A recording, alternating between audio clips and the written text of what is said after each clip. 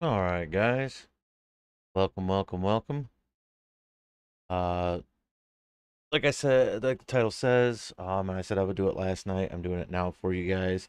I will be doing a live report and kind of giving you guys a showdown of what the CAD unit looks like for SLRP or Silver Lining Roleplay. Um, I do not believe this is unique to our server. I do know that they have um other servers that use this. It's a basically a free program for everyone to use. You can use their services on any FiveM server, as far as I know, as well as probably other things. I'm not 100% sure on exactly what all you can use it on, but um, I know this is what we use when we do our reports, looking up subjects, looking up different information that we need, other reports that have been used, vehicle registrations, licenses, stuff like that. So good morning, Leah. Having a good day so far. Hope you are as well. Um, like I said, this was requested by a couple guys on the stream last night. I have said before, I don't usually show you guys this stuff because it's on my laptop, as it's easier to run it on two different computers. Um, just so I don't have to keep coming out of the game, you guys losing sound and getting sound, and it's weird. So, like I said, we use a program. It's called Sonoran CAD. Um, actually, right here. Go ahead and open it up. Most of the time when it opens, it has there you go. It it will have updates that needs to have happened on it. So the updates already had to open up today. Just kind of make sure everything was working on it, and definitely go from there. So give me 1 second. My cord is all tangled up on my headset, and I want to make sure that I untangle it. Give me a second.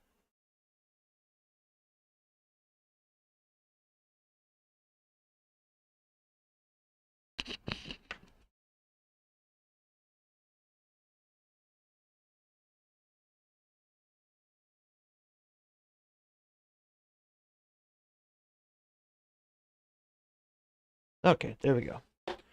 So cord was tangled. Uh, yeah. Now that the cord is untangled, we should be good. Good morning, Nicholas, or afternoon rather for me. Not sure what everyone else is. I'm assuming good morning.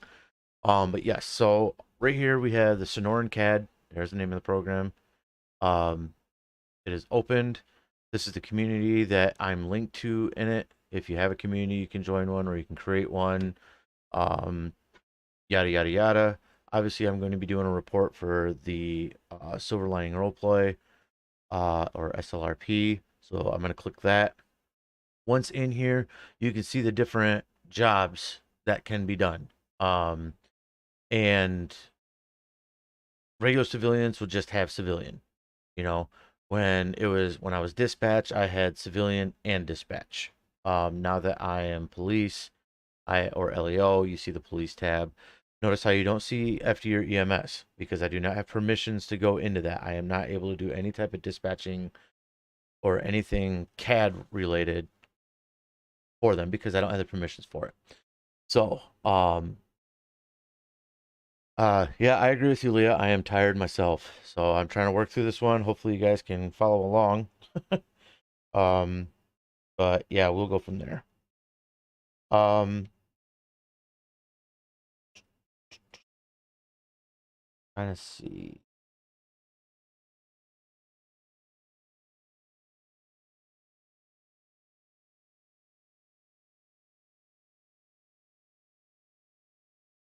Sorry, bear with me a second. I'm just trying to go over my notes, trying to figure out which one I actually want to do right now.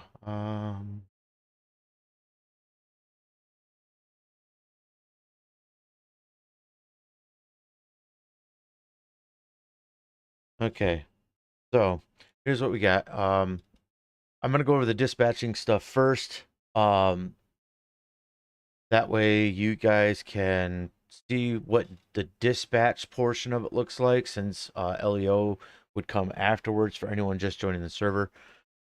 So dispatching, when you are a dispatcher, like I said, you see units You see groupings, you see all the available calls, you see all the available bolos. You know, you have basically in-depth look at everything that is in the system.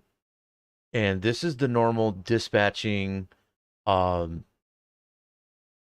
yeah, this is your normal screen look. And the the 10 codes and the bolos and warrants you don't have to have up there. I put those up there for a dispatcher because 10 codes, when you're getting to learn them, sometimes it's nice to have them there. Um, I don't need them anymore. I'm really good with the 10 codes, so I'm actually going to get rid of that. But right here, you can see right here, my designator I'm running as dispatch right now. You can see because it's got the logo for dispatching. These are actually the units that are currently signed into CAD. You can see their ranks. You can see what area they're supposed to be working in. And then you can see that everyone's unavailable. I mean, I could make someone available right there just by clicking on them. I can change their statuses if I wanted to. So for like me, I can make myself available. Now it changes. See how that works? Or if I'm busy or available, I can change them all right there. Now, when let's say an FD person comes in, you know, we have their beats as well, just because they're FD 357, that is not going to be their actual unit number.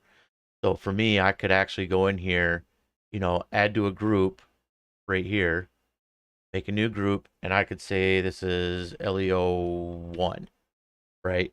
Or if I'm on an FTO and I'm with Zebra, yeah, Zebra 88, right? So right there, now you can see my unit ID number is Zebra 88. If I had a secondary unit to it, I could attach them to the unit and it would be the Adam 64 with Zebra 88, but our call sign is Zebra 88. And see where they're at, what their exact location is, their status, stuff like that. So when FD comes in, yeah, they have their name, and then it's FD 357, for example, as John Rowe, or James Rowe, sorry. That is not their actual call sign. He's probably Engine 1 or Medic 7, or, you know, he has his own call sign for that day, and they change on different patrols. So what we do is when they first come in, we have to manually assign them their group number. Um, this way, yeah, that way we know what they are and know where their availabilities are. We don't actually go by their name. We use their designated call sign. Um, and they have guys that run around with multiple people on the same ones too, but they still go with the same call sign as Medic 1, Engine 7, Engine 1, Ladder 1, Battalion 1. They have their own call signs. The unit identifiers for LEOs obviously are, you're always going to have Adam 64 for mine. Like I said, the first number here is what area they're in. As you can see, Sheriff's Office Area 4. So that'd be 4 Adam 64. You know, if I was in 5, it'd be 5 Adam 64. These both are in 6. It's 6 Adam, 6 Adam, as you can see. That's how you check on those. All of our bolos are right here. You can see them. We have quite a few of them. Gives you what vehicle they're in, if there's a vehicle attached to it, what license plate, color, names, reasons why, you know, if there's any flags to it, like any officer safeties that need to be had that we need to know about, where they were last seen, the date issued, possible charges. So if there's any type of criminal activity that we think they can get citations or arrest for, that's why. And it just gives a good breakdown. If you open it up, this is the actual bolo itself. If you need more detailed information, you can see literally everything about it. Looks like Lopez, Paul 67 is the one who wrote this one up. Possible charges of grand theft. It's a felony. And that's the agency that wrote it up. You know, there's a report filed for it. And you can see some brief information right there. There was an individual who stole a vehicle as the white male adult. which is WMA, black hair and a beard, had a shotgun during the robbery, known to be armed, stolen vehicle. Last seen right there at Postal. And then if you really need to know the information on the guy, like David Niederson, you can click the search. And then you do your David Niederson. That, there he is. Search him. And it will actually pull up the guy, but it's not doing it on the bolo right now. So, so in here, you know, that's all that. Timers, we use that for when a call is started. Every couple of minutes, we want to do a security check on them, make sure everything's all right, especially for traffic stops, robberies, stuff like that. When we're on scene, you always hear like what a primary unit is, an Adam 6-4, what's your status? And we always tell them, oh, we're code 4, you know, or hey, we're code 6 or something like that. That's because they're checking us to make sure that we're still alive and we're not dead. And let me see the signals. So if you have a signal 33, you know, you just type in 33, ding, initiate the signal. Bolos, records, lookups. So anything lookup right here. This is where you can look up names, plates, identifier numbers, record ID. So if you have a specific record, so like 21 or 20817, I'm just going to use that one. Search that one, or maybe it was 815. Right there. You see how it popped up as a record? Pop that one up. It's a registered firearm. Right there. So that is an actual record of the firearm being registered to our department. So then firearm serials, we can actually look up serial numbers, which would be right there. We can look that up directly and find out who it's matched to. So names, you know, if I did, actually, you know what?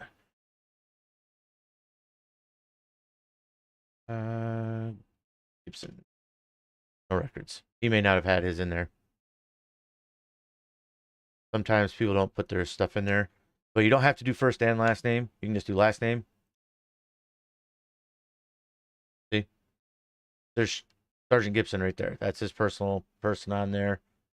Like mine. I know there's 2 Levi's now. So if I did just my first name, there you go. Me and Matthews, that's me. Then you have Matthews, otherwise known as McLovin. We all have our own characters in here. You know, you can see the licenses, stuff like that. And you can go from there. This is where your calls are going to be listed at. If you have any active calls, they'll be right here. Call histories, there you go. Now you can see there's the call IDs, there's the call titles, where it was located, the postal, units that were attached to it at the time it was closed. As you can see, I'm in that one. That is the assault for the at the golf course. So if I click preview call, it doesn't show me anything. That would normally show all your call notes, all the descriptions, anything that they put in there for, yeah, anything that they would put in there for that. Yeah, there we go. So that's that call. Let me see if there's another one real quick. There's a suspicious vehicle. That's for that box truck where the dead body was in the back of it. So as you can see, this is everything that I would see while I'm on patrol. Call notes right there. Units, that tells me what time they were attached. And then it tells me local call that there was blood coming out of the back of the box truck. It's a meal box truck. There's a license plate, and then it ends. So that means the person hung up after giving that information with no further details. Does not give a name, doesn't give a callback number, nothing like that. So that's literally all I would see. If there is more information to be had, like a trespassing, that's not a very good one. That was Clementine at the Unicorn. Trying to find a good one that actually has a decent amount in there that you guys can see.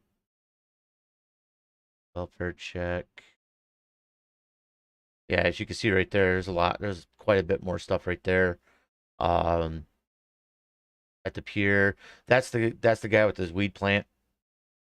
That was absolutely losing it. So as you can see, there's more information there as the notes go on. So like if it were me, this is the, like right here, civil assist. If I was in there, you know, and let's say something came up and I need to add something, add a note, add it, clink, and it would pop up in here so people would know. So that's how all of that works. For dispatch, like I said, you can look up calls, you can go back, look through history, warrants, you can see warrants, bolos, you know, units, stuff like that. That's how the dispatch stuff works on there. Records, I can look up records for different things. These are all of my records and reports that I've filed so far. I do not have a supervisor panel, as you can see, but I can write arrest records, bolos, warrants, citations. These are all the reports that I can write. If I need to search for a record, we go by the record ID. A lot of those are ones that are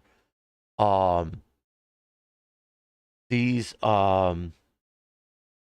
yeah, these are you when we write records and we share them with other guys, you know, we actually write the record numbers in our Discord, which is in there. I'm gonna move that so I don't block it.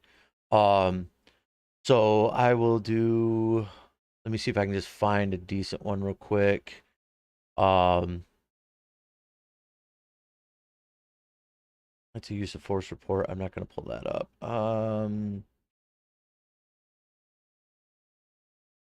Trying to find a good one. Okay, there we go.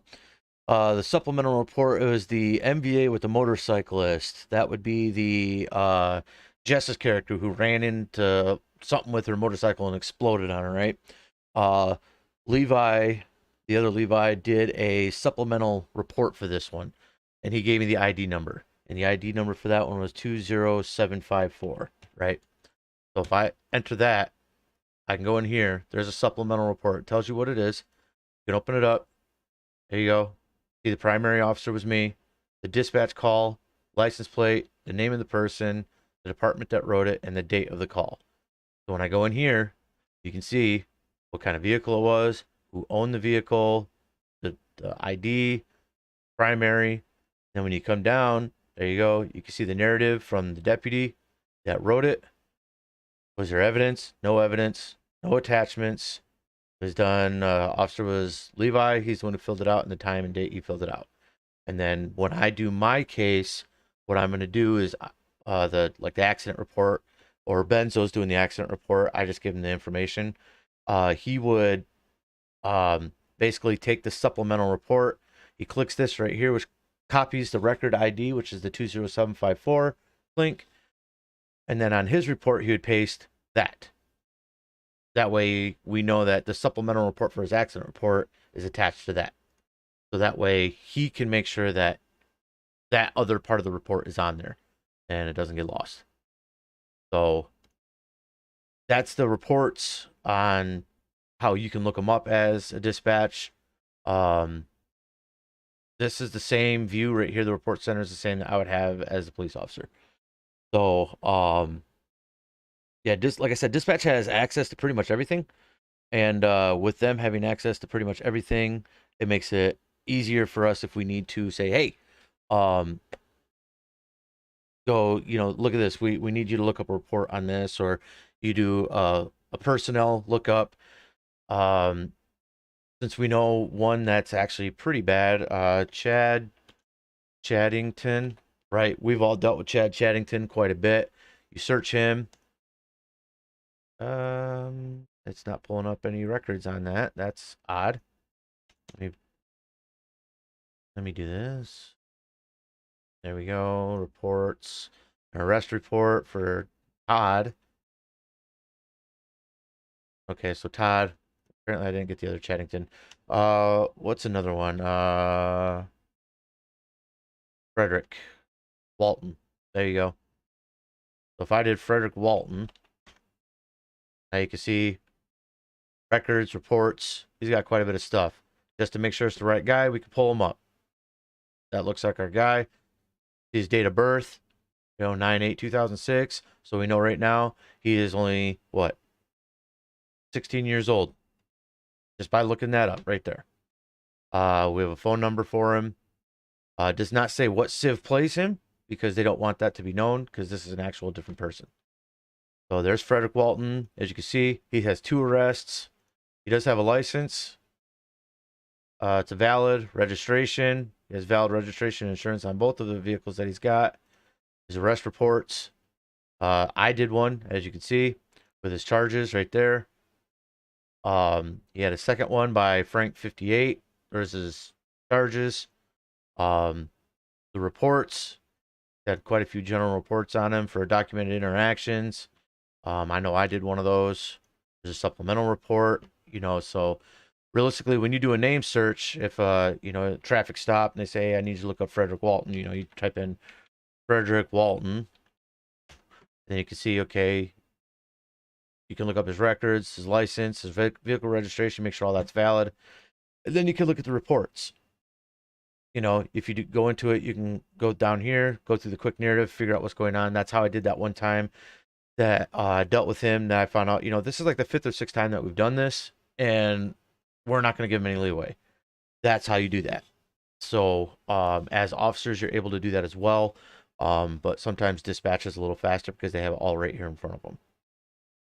So there's those. I am going to swap over here into the system, community menu. There we go. Now, as a police officer, this is what it looks like as an officer. Sorry, guys. I am focused because there's a lot of information I want to try and get to. I have a report I want to do as well, so I'm just trying to go through it.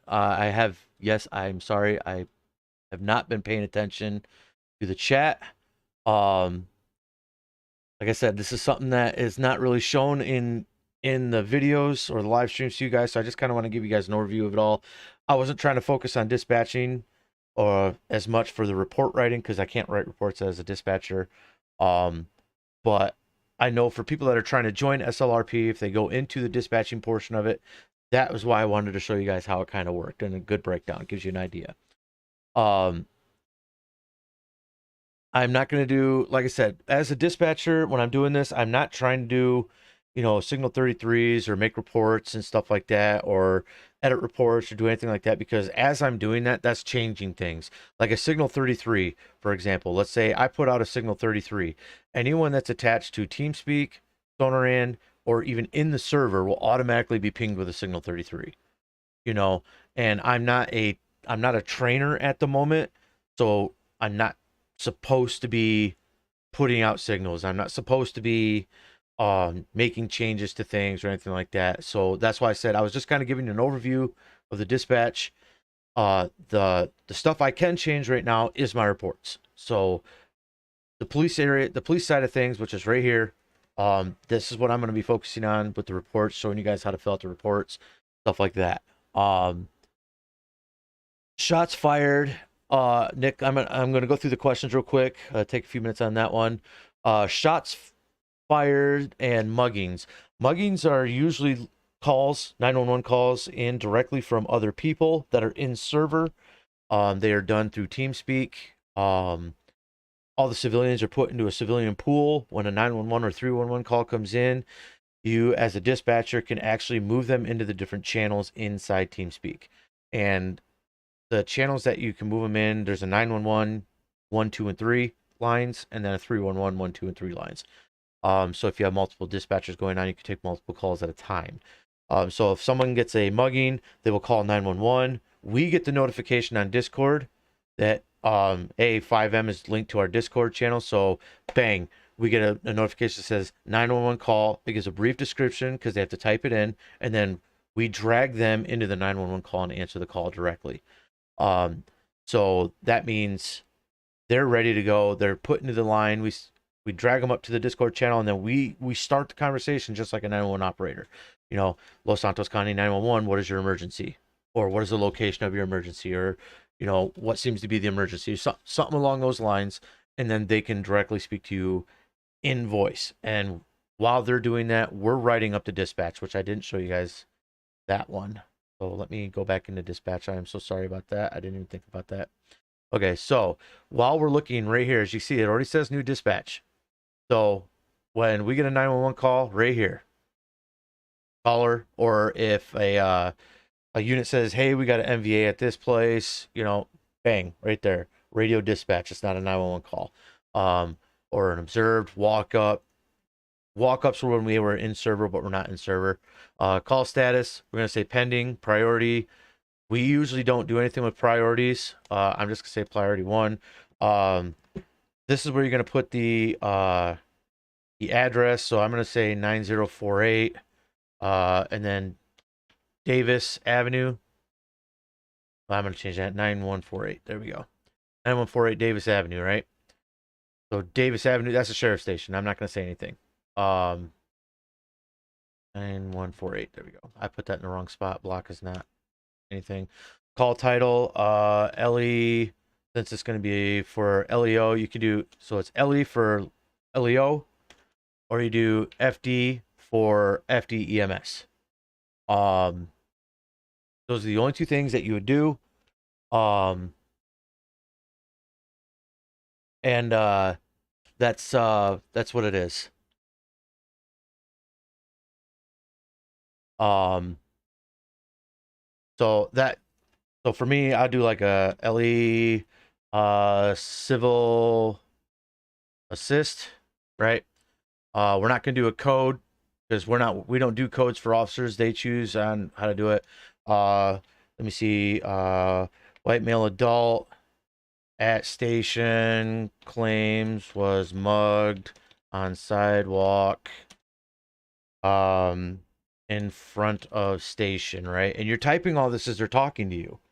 And then what you do here is you you can do suspect was wearing all black.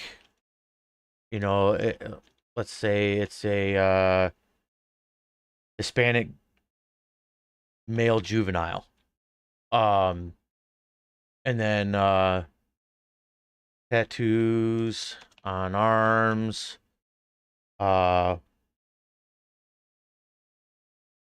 White hat, red shoes. You know, you get the description. Suspect had a knife. And ran westbound on Davis Ave, right? So right there, that's what you would write, and then you would click the create call. And what that will do is that'll actually create a call in the active calls. I am not going to create it because that actually goes into our system and people can look that up. And again, I'm not a trainer, so I'm not going to put that in there. So I don't want people to see how that goes. That's so that's how you would create a call, but I'm not doing that. Like I said, I am not creating a call for dispatching because this is just a video. I don't want to put it in our system and have people really confused. So anyways, back to the messages. So that's how you get the shots or the muggings. Shots fired, so we actually get an alert. Dispatchers will get an alert in their 911 channel. It's a shot spotter. But again, shot spotters could be fire hoses, could be actual shots, could be fireworks, could be a car accident, and just a loud bang with a concussion could cause a shot spotter to go off, which is why we go to them, but not all of them are actual shot spotters. Ammunitions have the gun ranges, so when you do gun ranges, guess what? You get shots that go off, shot spotters go off, we go and investigate. The only time that we ever don't investigate is when one of the COC comes up and says, hey, we already know the situation, no officers are needed, disregard. Which we have had happen a few times. I know Mark has called a few of them off on me, and that's definitely what we like, because I mean, shot spotters are very nerve-wracking sometimes, depending on the area, because obviously a shot spotter means that someone's being shot, and it turns into a lot more work than some of us are ready for at that time. But it is part of the game, it is part of the day, and that's what you do on a normal day's work. So that's what we're doing. So okay, now moving on. Like I said, I was very well trained in dispatching. I am very comfortable with our CAD unit. 3004 Alhambra Drive, 3004. Thank you, Mark. Yes, I will remember. I have cartridges in my taser. I drew a new taser and immediately put cartridges in it as soon as I pulled it out of Armory. So yes, I that's twice in a row I've click. I've made mention on my videos. I have been doing a lot of use of forces lately, and with those, it just let's just say I got caught up and forgot which ones were not loaded and which ones were. So not gonna happen again. I actually have a note, sticky note on my monitor now that says make sure you are loaded. So there we go. But there you go. See right there. Mark, now you guys can see it live. Mark actually attached me to a call. This is a test call, just a friendly reminder to have taser cartridges. Next time I'm buying drinks for the guys, yes, I will buy everyone around. But you can see where it's at. It's a radio dispatch, so it wasn't a phone call. It's an active, priority 3, so not high up on my priority list. It's at 3004 Alhambra Drive. 3004 is for LE, so law enforcement. It's a call test. But that would be what it would be: suspicious vehicle, suspicious person, civil assist, something like that. The description, test call, and then you have your notes. One King 21 is attached, and then they attached me and One King 21 at the same time on that one, and then more notes that was put in from the dispatcher themselves. So right there, you guys have a perfect example of what's going on. You can see the different colors here. See how he's blue and I am red. Red means that I am unavailable. He is en route. So when he gets there, they're going to swap him over to on scene. So right now I'm available. Right there, 10-8. I'm en route. I'm on scene.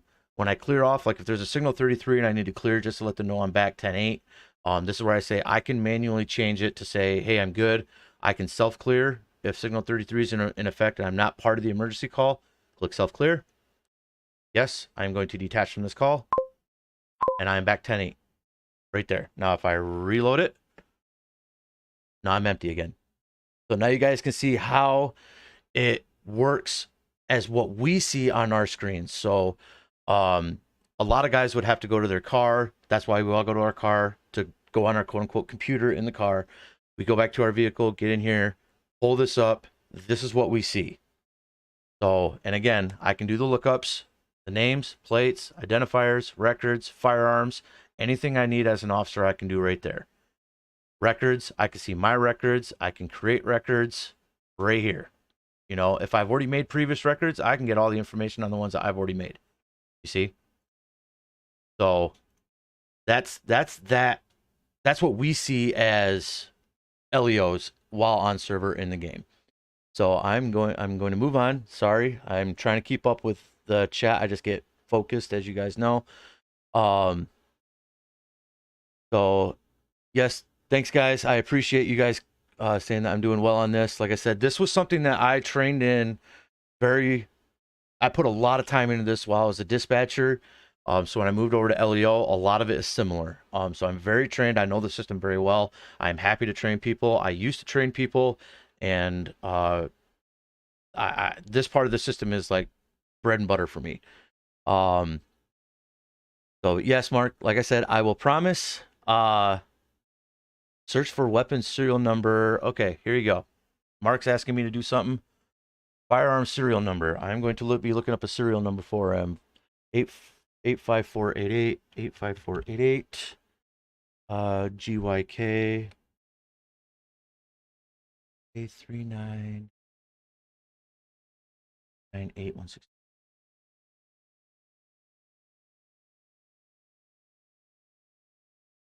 Are we sure that's the right number? 85488. I forgot a 4. There it is. See? Reading helps. There you go. There's a record right there. There's a registered firearm. So when we when we got someone that's in a crime, we pull a firearm off of them. The first thing we do is look for a firearm serial number, right? So here we go. Registered firearm. Then authorized for a concealed permit. The pistol, MK2 handgun. Its owner is Michael Palmer.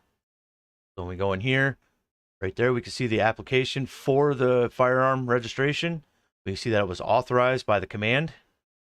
And that's the person who owns it. right there. So if we're looking up a firearm serial number to make sure it's an actual registered owner that has it, this is the way we would see it. If it has been seized, like if it was used in a crime, right there, evidence locker. So like yesterday we had that pursuit, right? And the gentleman has now 2 felony counts against him for fleeing and eluding by vehicular and foot. Right there, sheriff told me, hey, just let him know he's going to be booked for 2 possible felonies and he's going to go to court. Right there, the firearm that was in his vehicle, ding, it was seized. There's the evidence locker number it needs to be in. So when we put in, we have boxes that we put our evidence in. It's marked by the call ID for that call. So that way when court comes, they just go to locker, open up this box, bang, there's everything of evidence right there by the call ID. Or report number, depending on how we do it. I believe it is by the call ID. That's the way I've been doing it. If I'm wrong, I hope I'm wrong. So to the guys in here, yeah, see, I'm going to read this for you, Mark, because I'm not sure how many people are watching. To the guys in here, if you are in the game and you have your mouse over the weapon, hit Control and C. So that's a copy. That's your hot links or hotkeys for copying something. Control C. And it will copy the serial number so you can paste it in there. There you go. If you mouse over the weapon in your inventory, it'll show that. So right there. Thank you, Mark. That's actually nice to have. That's good information. I didn't even know that. I've been writing them down. So now that I know, that saves me some time. That's great things to have. Good news right there. If you need to change it to a seized and an evidence locker number, let a supervisor know. They can change that. So anything in red, we are not able to change as officers. That's for command and higher. So probably, I would probably have to say starting with corporal and up. Those are the ranks that can do the administrative stuff. Like I said, in the military, we had corporals that they were called junior NCOs. So what that means to me is that a corporal on the LEO force is a junior admin. They have all the what do you call that? They basically have all the responsibility of of the admins, but they're not the full admins. They're basically like probationary admins, but it's an actual rank. So I'm not getting into that. But yeah, so I think corporal and higher are the ones that would do that. More than likely, it's going to be a supervisor. So more than likely, a sergeant and up would probably do that. As you can see, Mark is the one that authorized this one. So that's where the yeah, see, starting with corporal and up. So I was right on that. That's where the where they come into play. There are definitely things that we are not able to do on a lot of reports. So like when you do reports, I'm gonna do like a general report or something like that. Right there, see, there is administrative stuff that we are not able to fill out. So when we're done with the report and we say, hey, sign it, badge number, date, how is this report going to be? Is it document only? Am I still writing it? Or is it a request for detectives? You know, once all that is done, then a supervisor is going to come in here, review the report, make sure it's correct and it's done right. And then they say, ding, here you go. Now this has been approved. Here's the status that they put it at. Has this case gone to court yet? No, yes, blah, blah, blah. So that's how the report stuff goes. Like I said, there's things that we can and can't do, like a warrant. I know we have the option to start the warrants. As you can see, we don't have the active or anything like that, filling it out. But before we can do that, and I don't think we even do that, I think it's actually a supervisor that does it, but we actually have to fill out a court ticket for the judge to authorize the warrant. We do that through our Discord channel. So we go in there, hey, we need a warrant. Here's the reasons. Here's our cause for needing it. And then we either get it approved or denied. And then once it's approved, I believe they write up the warrant for us, and then we just follow along with it. So that's that. So moving forward on this one. Yeah, my promotion. Thank you, Mark. I realized I didn't say thank you as much as I wanted to. Yes, I was very shocked. I was not expecting that. And my promotion was absolutely hysterical. I just watched John's promotion this morning right before doing this. His was absolutely hysterical too. So if you guys haven't seen, go to Goldness's latest update. That was his 428 patrol. Watch that. His promotion, oh my gosh, I was in tears watching his promotion. Hilarious. I loved it. And you guys do awesome stuff, Mark. I cannot say that enough. I love the server. I love everyone that I work with. And you guys keep me on my toes. And I've enjoyed every part of it. And I look forward to much longer terms with the department.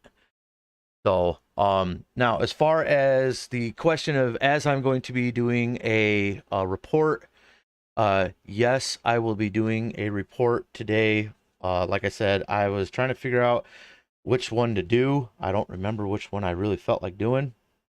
I will probably do a general report on the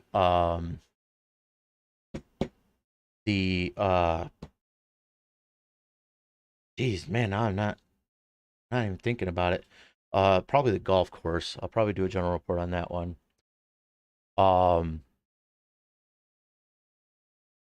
But yes, so like records, do a report. I know my partner last night did the actual he did the investigations of the people, got their statements, stuff like that. So I'm not sure if he did the actual report of that or not. Kind of going around and looking. Yeah, I don't see.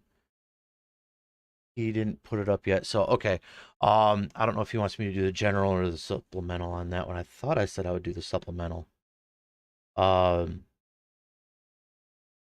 either way, I can probably do the general since I have a lot of information regarding, the witnesses, stuff like that. So what I'm going to do here is I'm going to, I've got the report number.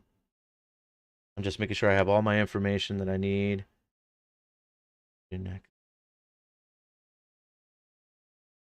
There we go. Okay, the only thing I didn't get last night is my starting time, so I'm going to go in here. I'm going to show you how fast I can do this. Call history. That would be the assault preview call. There's nothing on there. Of course not. So I don't have a starting time for that one. I usually like to put my time on there. Did not have the time stamp on there for when I was attached to it, so I can't do that. So it's not going to be as thorough as I like them to be. So records, new report. I'm going to do a general report on this one. As you can see, it wants me to have a time of incident, and it doesn't have it. I'm going to put this down as needs further investigation. Just because we have an idea of what the CCT cameras gave us last night, but there was no specific, evidence proving of any type of suspect or anything like that. So, this would be April 30th, 2022. Time of the incident, I have no idea. So I'm going to put that down as like a, gosh, I'm going to just say it was 11:30 p.m. Primary department, LSSO, criminal yes, there will be charges whenever we can figure out who it is. Location, this is going to be West Eclipse, BLVD, Boulevard. Postal was 7160. There was no vehicles there. What I'm going to say, the two people that I worked with, one was Chaddington. There you go. Chad Chaddington the third. Party one's involvement. He was a victim.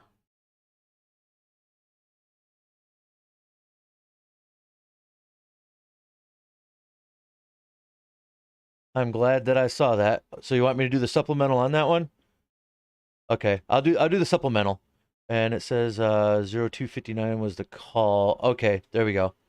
So I do have a time. Um, so I'll close that. Didn't save it, obviously. Supplemental, there we go. Data call. For generals, you need the time. For the supplementals, you don't. LSSO, primary badge officer, that would be me. And then the dispatch call ID was 19594. Can't type today. There's no report for an arrest because no arrests were made. No traffic accidents because it wasn't traffic accidents. And no citations because we didn't give anyone. So as you can see, anything that's in yellow is required to be done before the report is done. Anything else after that is optional. The more you give, the better off the court and the investigation will go, though. So party one information, I'm going to do Chad Chaddington, the third, right there. As you can see, I put it in, puts in all of his information, including his aliases. Chad Chode Chaddington. It gives you his address, his phone number, his height, weight, hair, you know, basically everything you would need to know about him. And if he was deceased, that would be checked. I do not know the vehicles because there were none that we could look up. The second person that was on this was Samuel and Morningstar right there. See, I didn't even need a last name. Click it. There you go. Samuel Morningstar. He's party number 2. He was the guy that was in the black suit. That was a witness that called us. He's the one that gave the 911 call. So gives his height, his contact number. So if we need to get a hold of him, there you go. So that's where it's at right there. Like I said, I appreciate the timing on that one, Mark. That was definitely helpful. So the way I always start it, like I'm used to writing military style reports. Anyone that does any type of governmental reports, military reports, knows the format that's on this one. So what you usually start with is you start with, at or on, so for me, it was on April or the 30th of April, right there, 2022. So you're saying it's you, your name. I cannot type today. B, and I'm going to put my call sign, Alpha 64, right there. Right? Wow, cannot type. My hands are not doing it today, guys. I'm so sorry. Okay, right there. And I'm going to put the other one, Papa 67. I usually don't put a name on there. That what? Because I mean, obviously, if I'm putting a badge number, we can look up the badge number and know who it is. Yep, right there. On the above date time, that's why I say it right here. On this date, I Levi B, Alpha 6, Adam 64, and Paul 67 at 02:5900 hours. Right there. That gives you the time and date that this was the start of what happens. We're dispatched, right, to 7160 West Eclipse Boulevard for a possible assault on 2 individuals on the golf course, right? So right there, that right there gives you the complete overview of what you know before arriving to the scene. And that's important because then you can see how within your narrative, you can see how the scene builds. Now, for this call that doesn't have any call description, does not have any call notes or anything like that, you have to build it for them, for the case. You are building your case for the lawyers for court and to make sure you did the right job as you were supposed to do. Now, again, this is supplemental, so the details are not as detailed as the general, but I'm going to put in as many details that I have on hand. Because one, that helps the general report, that helps build the case to make it stronger. And two, if we find the subjects that did this, that gives a lot more evidence and narrative as to why we're charging them with what we have, and here's the reason why. I mean, it's court. You want to be detailed. You don't want to just come into court. Well, this person did it. Well, why is that? Well, because they did. I know they did. Well, if you don't have reasonings or probable cause, they're obviously going to toss the case. You're going to get in trouble. You're going to have a bad report. You're going to get yelled at. We don't want that. We just all want to have a good day. So right there, I'm going to say this right here. I was second unit to arrive on scene, OS. I always abbreviate that. Sometimes you can get away with abbreviations to make it faster, sometimes not. That's where we're at. And upon arriving, upon, wow, to golf course, Paul 67 informed me of 2 subjects injured requiring a med bag. Grab my med. Proceeded to locate and assist.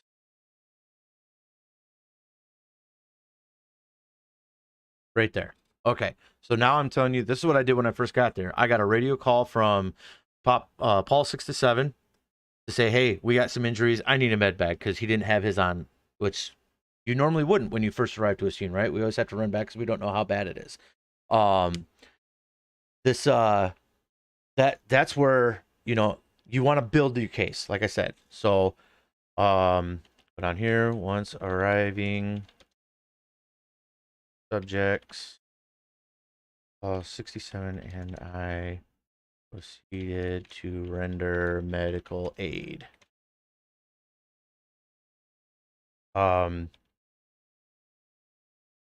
Subject I treated was Chad Chaddington the third.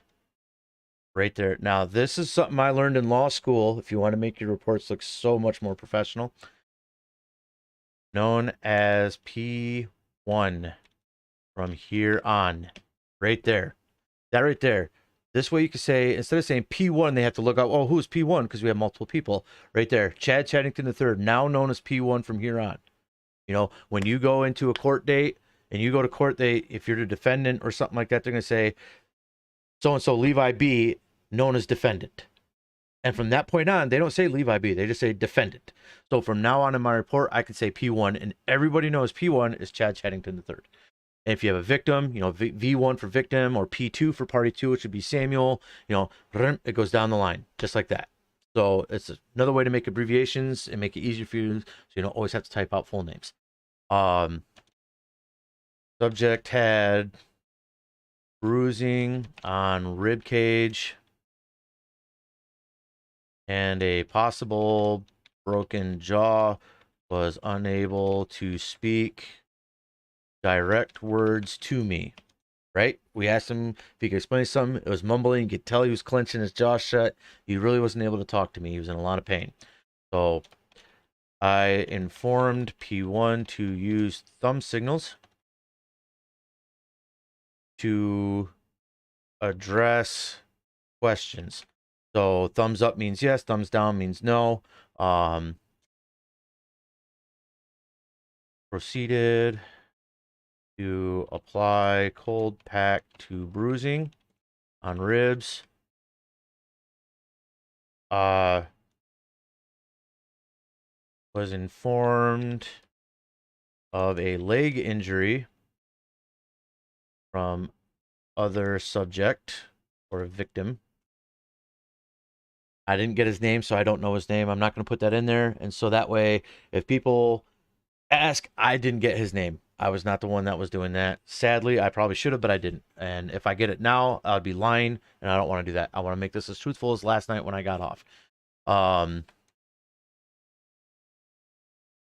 Asked for scissors from all 6-7 since he had the med bag next to him. After receiving, to cut pants to the injury. and the injury he had was a broken leg with a big old gash and blood, stuff like that. It was a compound injury.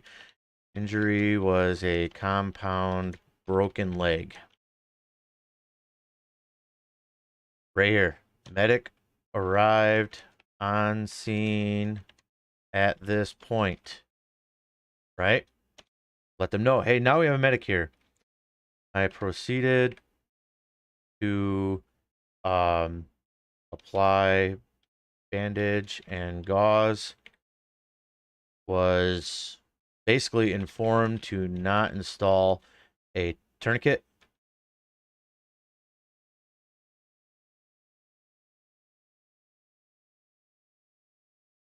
Splint. There we go. So the medic, I'm gonna put that was by medic. There you go. So I was informed not to install a tourniquet by the medic. He told me in there, do not install that. I'm gonna put it in a splint. Now that's his medical. He's the medic. I'm just, as an LSSO officer, I'm not sure how in depth we take it. I'm not sure if we are technically public safety or if we are just law enforcement. Some departments do both. As you guys know that if you follow my channel, my dad is a retired police officer. He was actually a public safety officer, which means he was also trained to be a firefighter and an EMS agent. So he had all three that he was doing all the time. Now, I do know there's other places, such as the sheriff's departments around us. They are strictly LE. They do not do medical stuff. They do simple stuff with bandages. That's about it. They don't even apply C-collars or anything like that. So I'm not sure how far we go to it, but when a medic tells me, hey, don't do this, I'm not doing it. So there we go. All right. Now, moving on. So more medics and FD, or more medics, because we didn't have an FD on there. More medics arrived on scene after that, or at this time. I proceeded to leave the victim to the medics. This time to start the investigation. There we go. So now I'm done with my medical stuff. That's everything I did medically. Now I'm going to go into my investigation, right? So what I did, right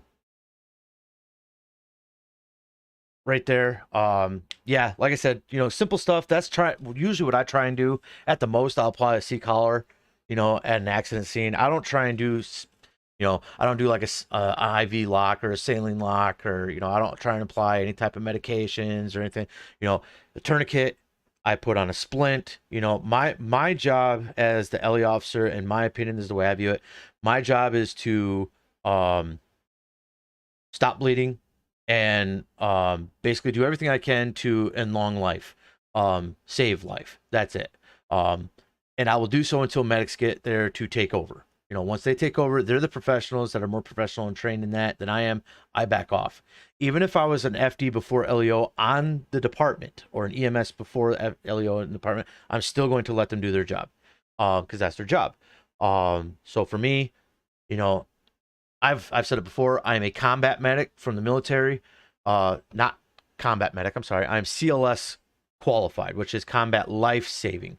So I know everything I need to do immediate life-saving stuff. Blood, quick clot, tourniquets, blood. You tell them what injuries there are. I can splint people up. I can carry people out. I basically know how to patch you for the medics so they can save you. And what I can do is I can try and keep you alive as long as possible for the medics. And then once they get there, I have to walk away because they're the ones that have to take over. So that's what I do. That's where on this server I stop. Like I said, cold packs, hot packs, hot blankets, the warming blankets for like hypothermia and stuff like that. The C-collar is literally the most I will do when it comes to medical stuff, just because you don't want to get too much further than that. So, okay, so that being said, I proceeded to talk to Samuel Morningstar known as P2 from here on. P2 informed me that he did not witness what happened, but saw the two victims around and called 911 after seeing a bloodied golf club by the golf carts.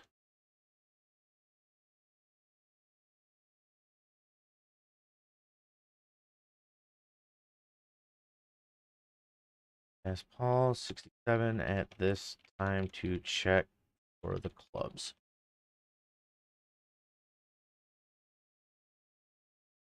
There we go. See? Because he said, hey, this is what we had.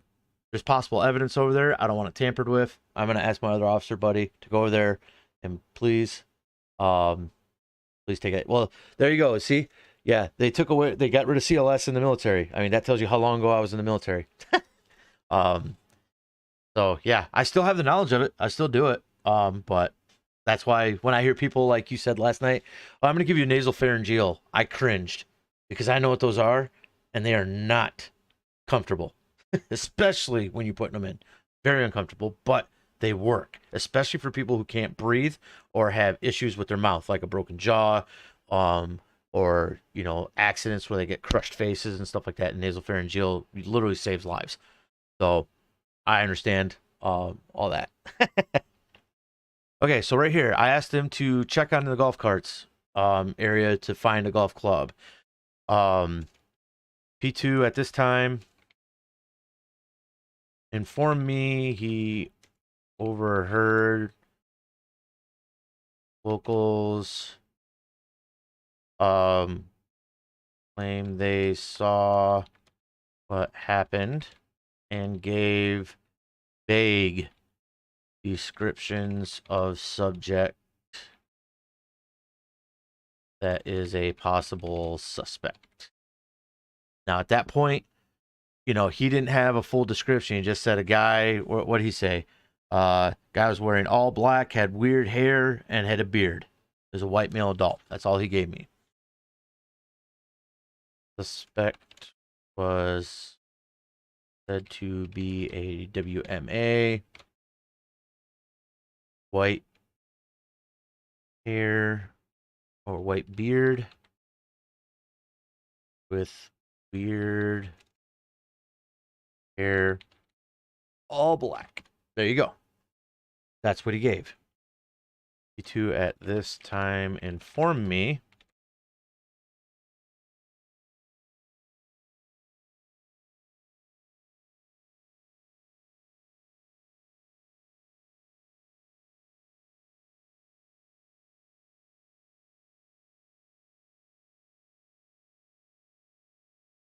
there you go. Now I'm done with my investigation with the investigative interview of our witness, right? So now at this time, I proceeded to review CCTV footage of golf course, right? Because that's what I did. TV footage showed both victims. I wouldn't say confronting. I would say arguing.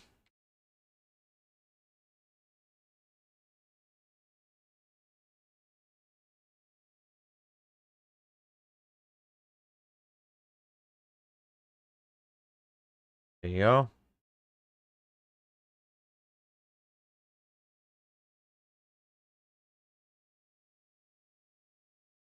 Calling him a peasant. That's one thing with the Chaddingtons that anyone on the server or watches the server has definitely heard a rhythm. And I say it like that because what are rhythms? Rhythms are repetitive. All the Chaddingtons thinks they are above everybody. And so they call everybody peasants. I've been called a peasant by a Chaddington. So that's not uncommon to hear that. And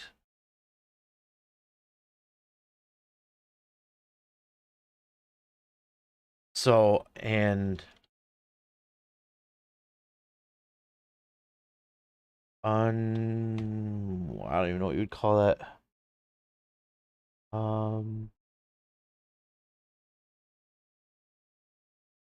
There we go.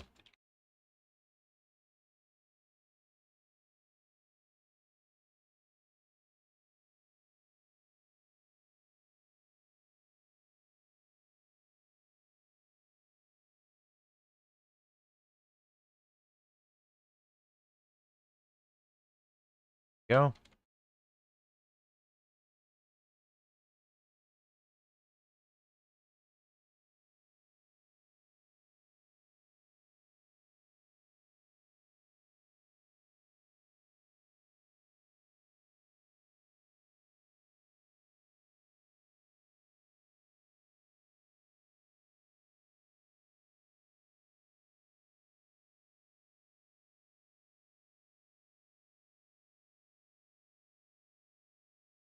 There you go. So that's what I saw in the CCT cameras. You know, they were calling the man a peasant. They were attacked from behind by two other men with golf clubs. They were bloodied and basically beat to a pulp right there on the golf course, which, knowing the Chattingtons, is not surprising. Sorry for anyone that plays the Chattington. That's just kind of, they have it coming every time they come out. Because they like to they like to agitate people, you know, and that's kind of what happens. Some people just don't take the they don't take the agitation very well. So right there, they were hit to the ground, and then the three suspects at that time hopped into a black van and drove out of the golf club lot. No location. There was no markings on the van, no license plate. No direction of travel was seen on CCTV after. So there you go. So we really don't have any idea what's going on. That right there says, look, we've done everything that we possibly can.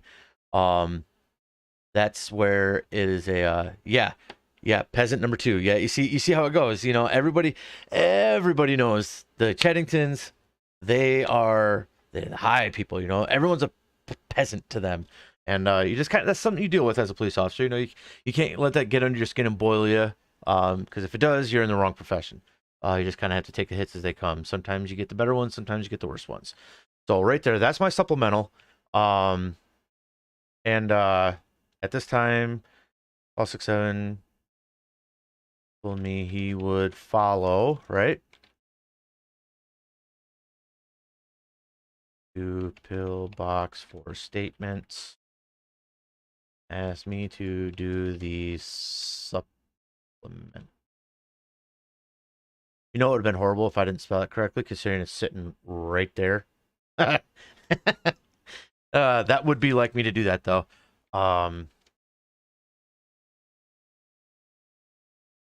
Cleared and went back 10-8. Right there. You want to make sure they know when you cleared off that call and when you went back 10-8. That way they know that's the end of your report. Nothing else follows. Now, if something comes up and you have to add to that report, you can always add to it. Scroll down, ding, ding, add in information right there. And then you start out with at the date, and then you basically start your narrative back over at the top. So that right there is how I fill out my reports. As you can see, it takes a while, because you want to put detail. You want as much detail as you can throw in there, because that detail is going to help everybody else in the long run. So let's say, for example, we get another call next patrol, and a Chattington has some dude that he just hit with his car at the 24/7 in Polito, right? We get there, these guys like, this guy assaulted us, blah, blah, blah, blah, blah. Well, right here, if you go into a report and you look up that report under a Chattington, guess what? This now tells you we've been looking for a guy that's a white male adult with a white mohawk, which I forgot to put that in there. I'll be putting that in there. He had a white mohawk with a white beard, right? Now the guy that they hit with the car matches that description. Are they still guilty of doing it? Yes. Obviously, they're going to get in trouble for that. But now we know this is a suspect of a crime that we are investigating still. So if you didn't put that in there, how are we going to know that, right? So that's why you want to make sure, and I tell you guys all the time, I have a notepad in front of me at all times when I'm during a case, which is why I don't talk on the chat. It's usually why I'm standing there with a notepad on the screen, because when I'm sitting here, I am literally writing the details down. That way, like this one report has almost a half a page on lined paper of details that I'm going through right now just to write this report. Why? So it's detailed. So we can get the guy that's doing this. That's all it's about. Let me see.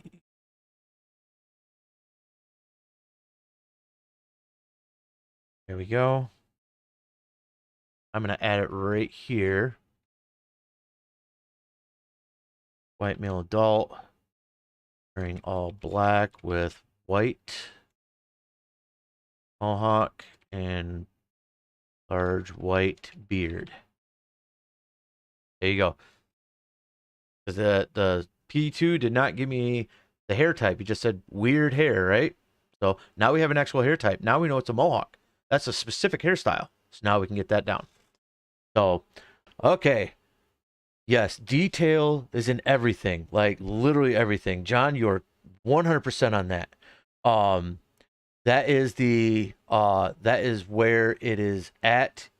And John, you're a retired police officer yourself. Like I said, my dad was a retired police officer. I am ex-military, and I could tell you, simple reports in the military are a minimum of 2,000 to 3,000 words. They take 2 or 3 pages to write, and that's a small report. So that's why I'm saying you have to have details, every detail, because if you miss something, let's say you miss something, let's say you missed a hairstyle like that. All we know is white hair, right? All of a sudden, this guy has a mohawk.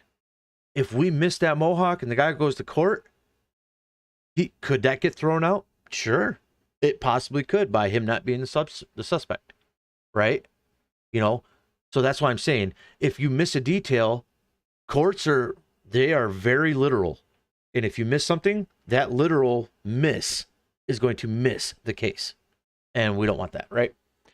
So, yeah, see. So John's saying there, you know, he did reports. Reports are very, very crucial. So anyone that wants to be an LEO on our server, if you don't like doing reports, this is not the job for you. Sorry, I hate to say it that way, but reports are required, and we have to do them. And they tell you that right up front, and they will take time, 2, 3, 4 hours, depending on how busy your night is. So yes, evidence details are very important too. Like I said, if you do a half a paragraph report, your report is not going to help anybody, like anybody at all.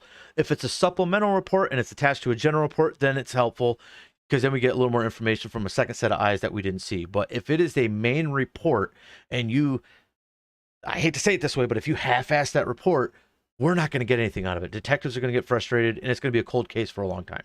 And so details. You know, literally detail as best as you can. Help everyone out.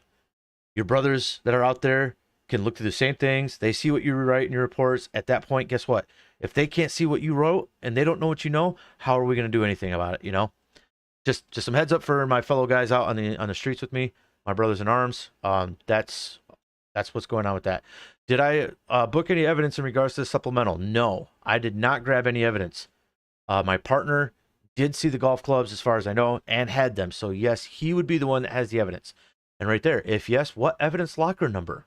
So what call ID was this? You know, what do? You have to put the call ID in there. Which my call ID was 19594. And I'm gonna put that at the end of my report. No, CID, call ID number, right? 1954. 19594. Here we go. So now when they read the supplemental report in court, they can pull up the call ID, see what's going on. They're not going to see much, but at least they know that what it's attached to, because obviously there were no notes on there.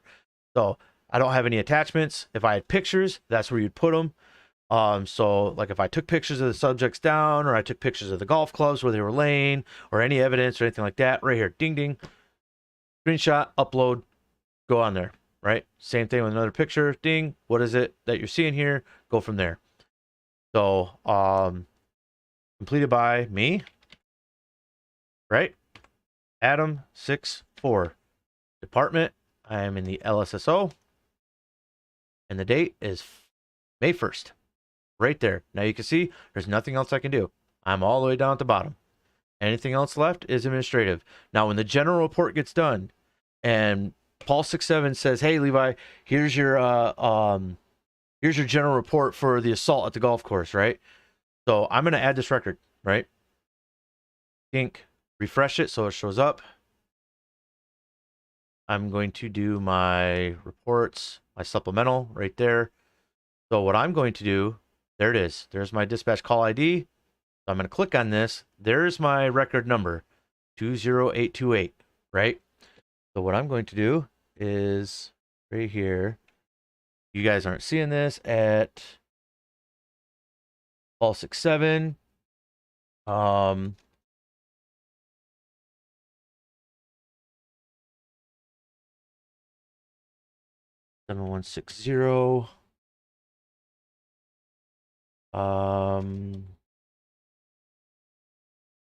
I am actually putting this on the Discord channel at the moment. So number 20828, right? Okay. So what happens is now I've tagged the other officer in our Discord saying, "Hey, here's the supplemental report. Here's the report number for it." So he can, when he makes it general, he can copy this supplemental report and attach it to his other one, like I told you he would. You know, you click that, and at the end of his report, paste record link. So when he does his general, I can actually go look up the general report number. Whenever that gets done, I can go back in here after looking it up, click his, then go down to mine. And then when I click that, ding, it would say general report number and give his report number. So we know that the two are linked.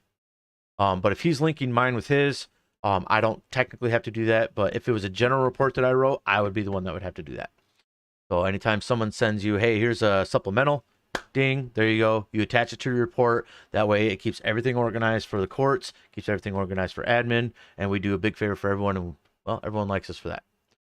So there you go. Like I said, I'm only going to do the one report. I'm not going to bore you guys for the next couple of hours doing the rest of the reports. That is a overview and in-depth look at our CAD and how things are done. For those that are watching that are officers, if you learned something, I hope you did. Try and use that to your advantage later on. Baskins, I'm looking at you. Back up and do the linking again. Sure. So John, like for example, I will put this up here since you're asking. I have no problems doing this. So I'm going to pull up one of my reports, right? My general report. I'm going to do right here. Suspicious circumstance. This is the box truck from yesterday, the murder scene that we came up on, right? So if I click this, now this has already been sent over to the detectives, you know, blah, blah, blah, blah, blah. Don't really have to do anything with this. Yeah.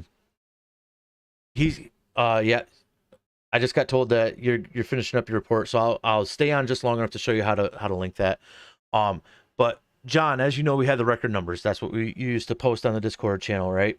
So if you had a supplemental report that you put up for someone who's the primary officer, so if I'm the secondary officer, I did a supplemental report, or this time around I was the primary, but was asked to do the supplemental. I did the supplemental. You know how that works. You're on the system. You're on our stuff too.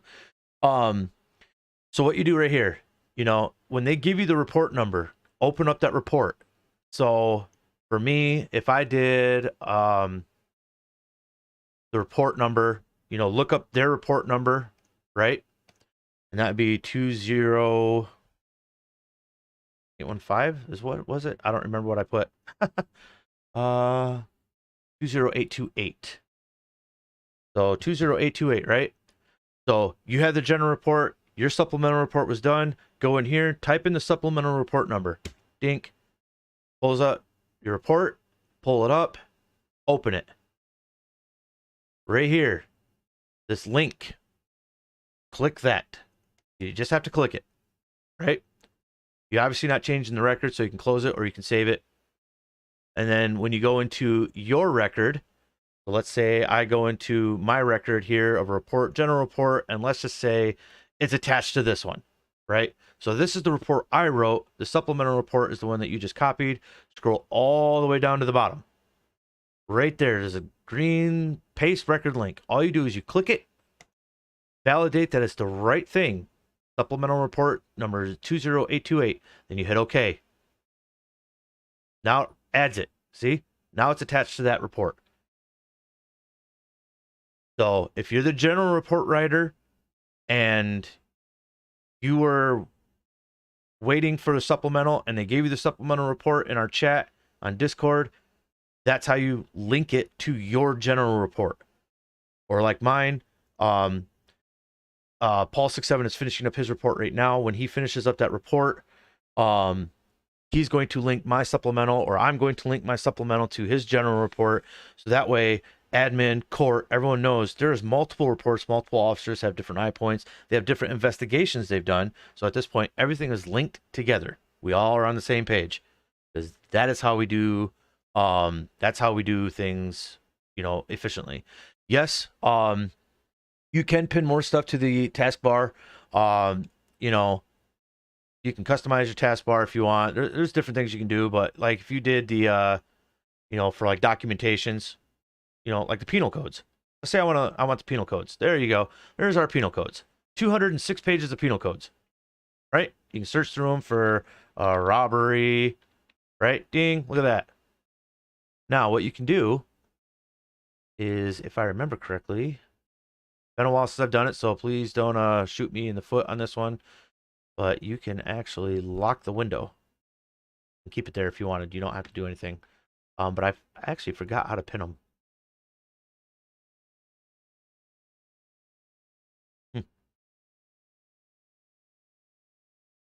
I forgot how to pin them. That's something I'm gonna have to remember. It's been a while since I've actually had to do that. So, minimize. Yeah, there it is. Minimize, and then you pin taskbar. Ding. So, this is the way I look at it. If I'm rolling down the street and I'm following people for traffic, I hold it up on plate, usually as a partial, so I can just do like the last four. Paul 167, for example, right? So I see someone that has a Paul 167 as the last four as their license plate. Ding. I hit enter. Now I can see if there's anything attached to them. Obviously, there's not, so not worried about it. If I have the exact plate, I'll type it in, but that takes a while. So I usually just do partial with the last 4 or 5, and it will usually pull up something. That's how I can go behind someone and say, that's, you know, when you sit there and go, okay, there you go. I have someone, my radar system pulls up their plate number, as you guys see in the videos right above my radar is the plate. I can go in there and type in plate numbers, and I go, oh, that's a local. Because when I did the Paul 167, for example, right, I looked up Paul, oopsie, PO 167 or Paul 167, you know, nothing. There is nothing there attached to anything. So that's how we can say, oh, that's not even a real plate, you know. So I'm going to look up a plate real quick for you just so I can do it. I'm going to do Chad Chaddington. The third. Yep, that's the third. Right there, vehicle registration. There's a plate number. Okay, so that would be U839, right? So if I'm doing the plate number, I'm going to close that. So rolling down the street, I see U869, right? Did I say that wrong? Was I wrong on that one? Probably. Records, vehicle registration. U839. That's what I put. U839. There you go. So if I'm rolling down the road, I type in U839, which is only a partial, search it. What does it do? It gives me the records for the vehicle registration, who owns it, whether it's valid, blah, blah, blah, blah, blah. There's an arrest record attached to that car right there. And what kind of reports have been done with that car.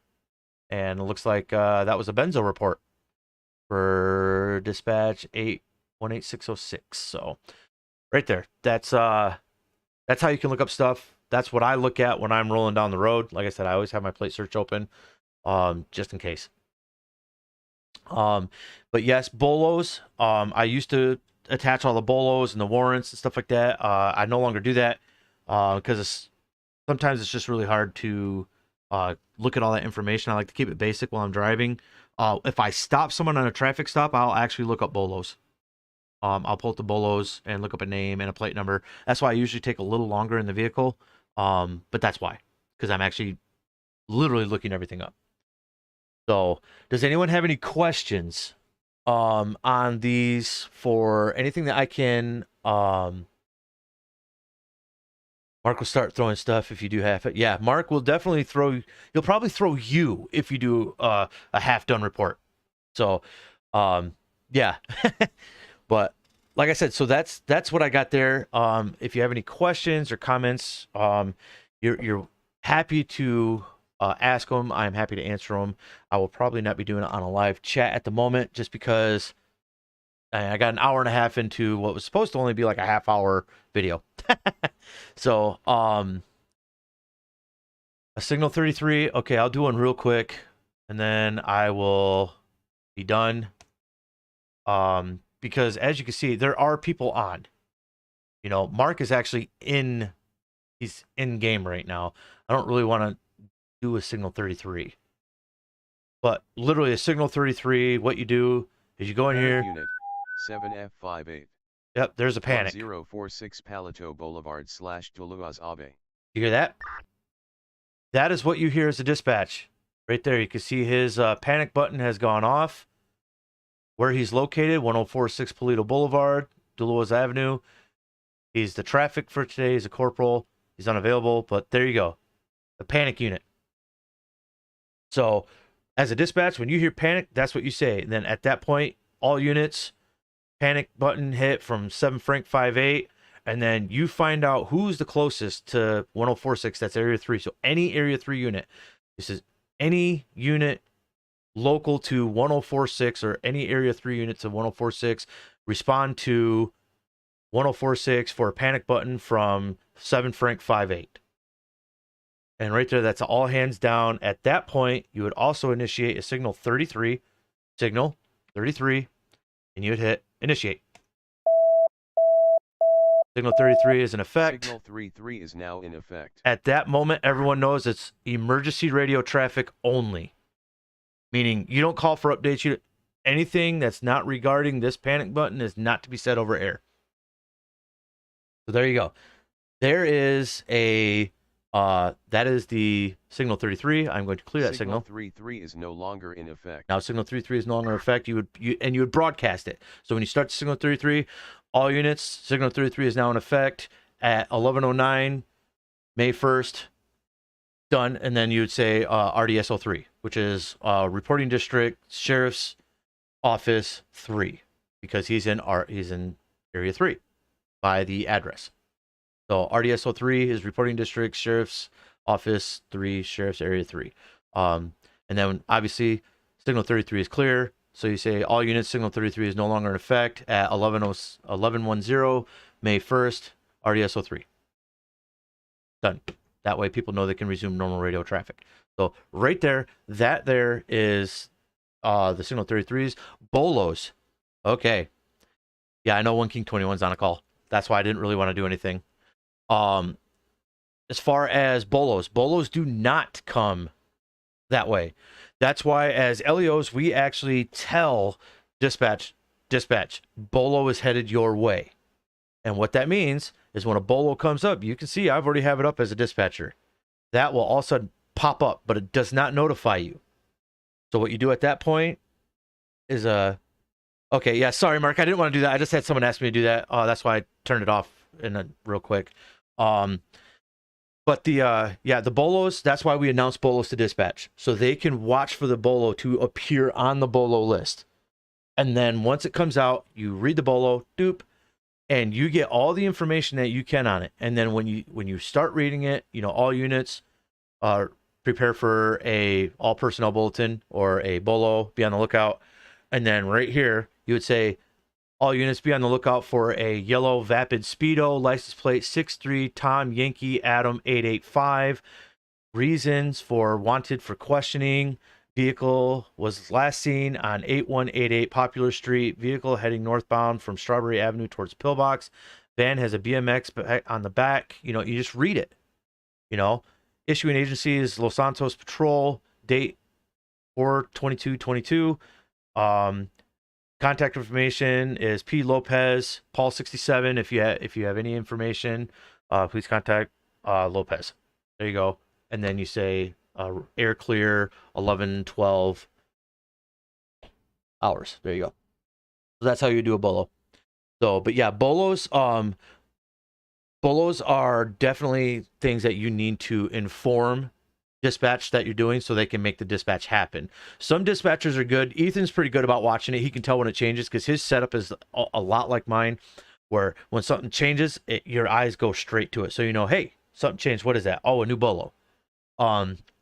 Younger dispatchers would not know that. So it's always best if you send in a bolo, hey, I have a bolo, here you go, done. And then they go, okay, now I can read the bolo, I'll get it out, everyone knows. So, but there you go. Thank you for that question, John. I appreciate that one. Like I said, that's how dispatchers will see things. So any officers on there, if you do a bolo, make sure you inform dispatch the bolo is coming because they don't see it. Shot spotters, like I said, shot spotters are done through Discord. We'll get the 911 Discord message that says, hey, shot spotter alert, and sometimes they get pretty annoying, especially when there's a lot of fires, a lot of shootings, stuff like that going on. In fact, I can't do it at the moment. I was going to see if I could find it, but I don't see it. Yeah, that's a voice chat. I'm not seeing the actual 911 center stuff. I was actually going to show you, kind of take a picture of it and see if you guys can see it. But yeah, shot spotters, there are alerts that come up in Discord for us, and that's about it. Yeah, yes. If there's a call, like if it's a specific type of call, you can save it. See, I have quite a few of them saved. You know, hit and runs were popular when I was doing it. Trespassing, motor vehicle accidents. You know, so if you did a dispatch, you filled it all out, and you're like, that's a common one. Save type, you know, LE fault, right? Ink. Then you can save it just like that. And now when you go in there, I didn't obviously write anything, so it wouldn't be saved, but you could actually save it as an assault type. So when the call comes in, oh, we have a caller. What type is it? It's trespassing. Ding. Look at that. Now all I have to do is change that, and then the description. Yeah, that easy that is.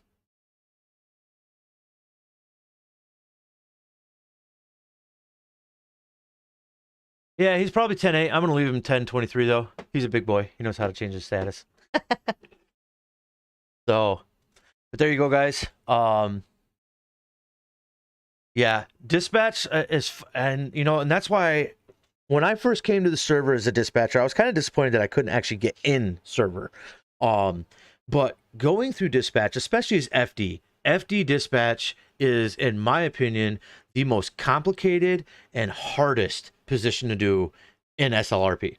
I'm sorry, hands down, I believe it is the hardest because they have the most stuff to know. Like, because unlike like LEO dispatching, right? If I were dispatching LEO right now, I know where they're going to be. You know, if I have a call in Area 6, I dispatch Area 6, Area 5, or Area 4. You basically start at the number and work your way to the closest ones after that. So if we have 2 units that are available in Area 6, both Area 6 units are dispatched to the Area 6 call. If only one is available, then you do one from Area 6 and whatever the next closest area is. Area 5, Area 4, and then you work your way up through there. You don't usually do supervisors. Supervisors are last to be called unless we don't have anyone available. Especially like command officers. So lieutenants, captains, sheriffs, those are the 3 that you are like last case scenario to call. And even sometimes Mark can probably testify to this one. Yeah. There's been times where Mark has been the only available unit and we've never called him. Because we know that he's doing something, you know. So it's very rare that we'll actually call higher ranking LEOs to stuff like that. Supervisors, sergeants and under, you know, we'll work with, but you know, anyone above sergeant, we try and not call them to something because they usually attach themselves to it anyways. But the as far as the other stuff, you know, FD and EMS, they have to know stations, where they're located, station numbers, what apparatuses are at certain stations. They have spreadsheets they have to go through. They have maps they have to look at. And then you have to have Like for a fire, you have to have 2 apparatuses that have to go to a fire and an ambulance, and there has to be at least an extra ambulance per victim that goes to that. That's by SOP. So they have a lot of stuff they have to know, and there's a hierarchy for certain areas on which unit goes where when. So, like areas, I'm just going to throw this off the top of my head. I don't think this is 100% correct, but like area 1, you have medic 1, 3, 5, and 7, right? So that's the hierarchy. When you're in area 3, medic 1 is the first one to be dispatched, and 3, 5, and 7. Now, when you get down to area 6, it could be 7, 3, 5, 1. So you have to actually go through your spreadsheet by the postal code, find the right postal, and then you can see the breakdown of the hierarchy of not only medics, but engines, ladders, fire apparatuses, battalions, stuff like that. So there is a huge hierarchy that you have to deal with as fire EMS, and they are very hard to keep on top of because that's a lot of work to do. So,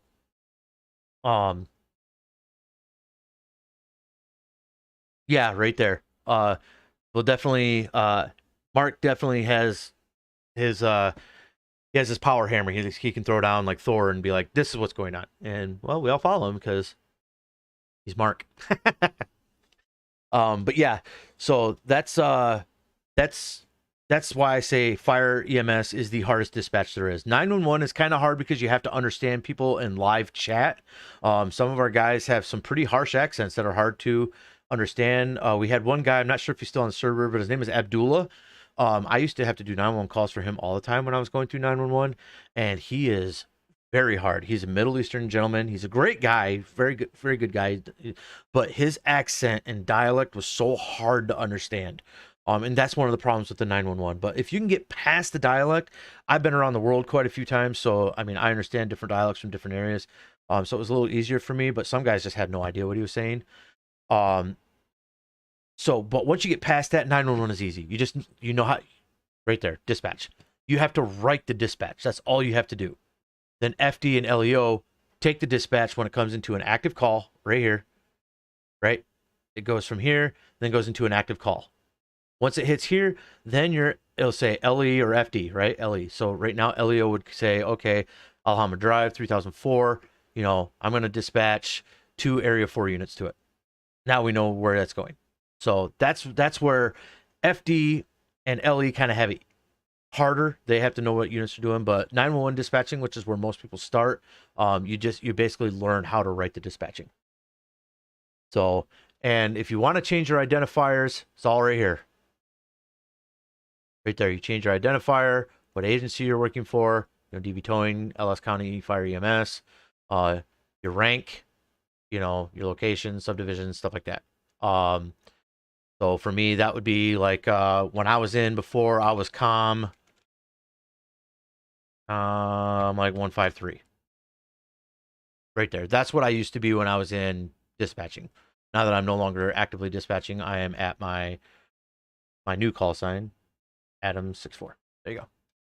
Oops, that's lower A. So when I come in on my shift, if I'm in area 5, I'll make sure I change that to a 5. Go over here, go to area 5, done. Save. Now you can see I'm 5 Adam 64. My department is area 5. That's my patrol area, so they know. So this is stuff that I do before even going on patrol for you guys. This is already all set up by the time I get on, but that's what I have to go through. So there is no patrol happening right now. I am actually just doing a quick rundown and tutorial of the CAD system that I don't show people on my live streams because I run it on my laptop on a totally separate system. That way it makes it easier for me to handle my computer work without having to break game or sounds.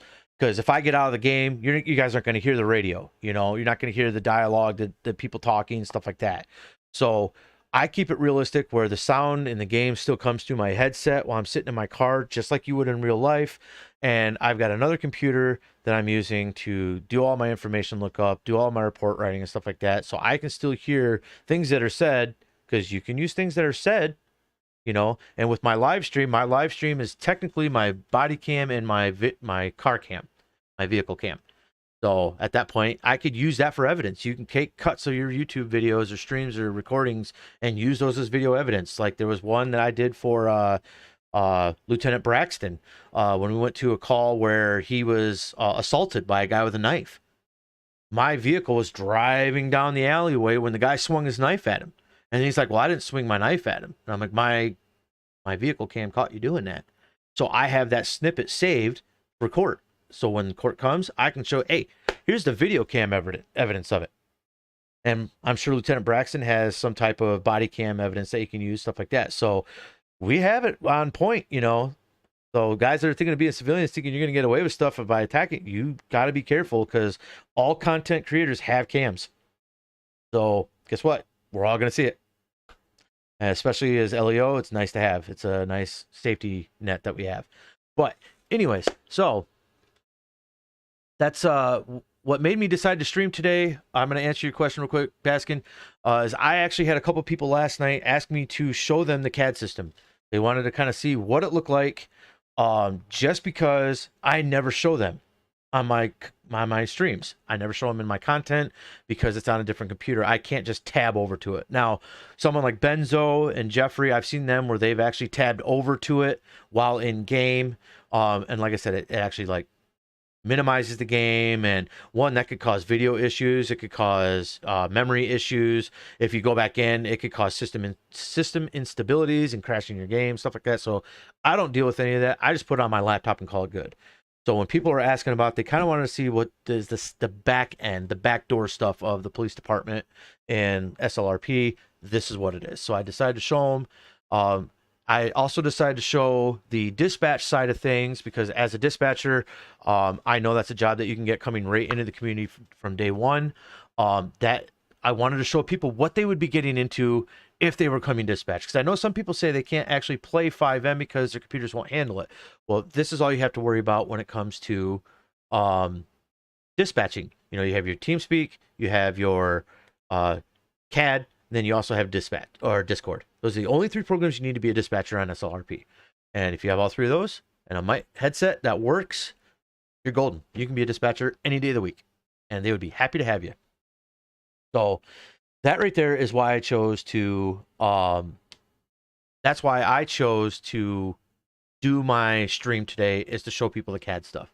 Literally only reason. So.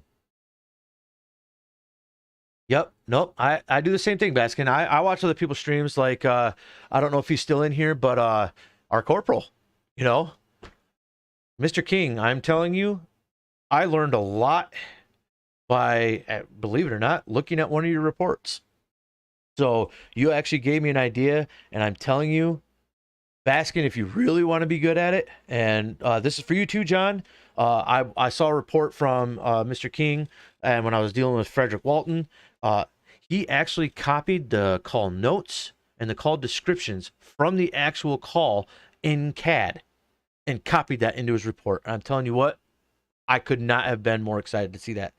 That was something special. And that's why he's a corporal.